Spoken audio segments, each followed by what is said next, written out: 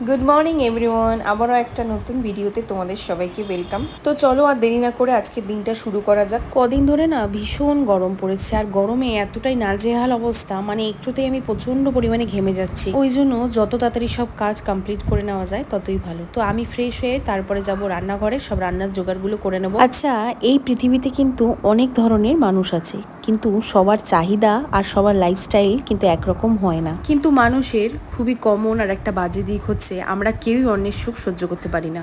আমরা যখন দেখি কেউ ভালো আছে, কেউ এমন কিছু একটা করেছে জীবনে যেটা হয়তো আপনার বা আমার সামর্থ্যের বাইরে, আর তখনই আমরা শুরু করে দিই সমালোচনা। একটা মানুষ নিজের শখ পূরণ করেছে, স্বপ্ন পূরণ করেছে, আর আমরা বসে বসে শুরু করে দিই জাজ করা। তার প্রফেশন কি, সে কিভাবে করলো, কোথা থেকে টাকা পেলো, আমার কেন সেই জিনিসটা আর্ন করার সামর্থ্য নেই, তবে আমি যা করছি সেটার মনে হয় কোনো ভ্যালুই নেই। আচ্ছা, এমনটা ভাবা কি খুব জরুরি?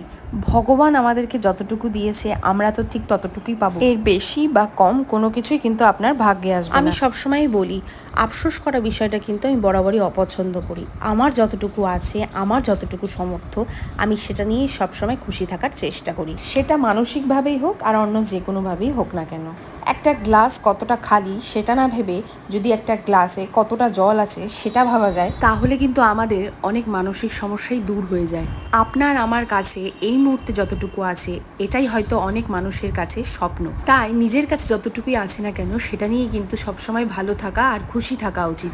সবসময় কম্প্যারিজমে নেমে যাওয়া একদমই উচিত নয়। ভগবান যাকে যতটুকু দিয়েছে ঠিক ততটুকুর মধ্যেই কিন্তু ভালো থাকা, খুশি থাকা উচিত। একটা মানুষ যদি জীবনে তার কঠোর পরিশ্রম বা মেধা দিয়ে কিছু যদি করতে পারে, আপনিও নিজের মধ্যে সেই কনফিডেন্স লেভেলটা গ্রো করতে পারেন, কঠোর পরিশ্রম করার, ওয়াইজলি চিন্তা করার এবং নিজের মেধা খাটিয়ে কিছু একটা করে দেখানো। আর এই বিষয়টাতে কিন্তু একদমই ভয়ের কিছু নেই। এই কনফিডেন্স লেভেলটা আপনার জীবনে আপনাকে অনেক কিছু জয় করতে, অ্যাচিভ করতে হেল্প করবে। তাই অন্যের সাফল্য দেখে হিংসে না করে নিজের মধ্যে কিছু করার কনফিডেন্স লেভেলটা বাড়ানোর চেষ্টা করুন।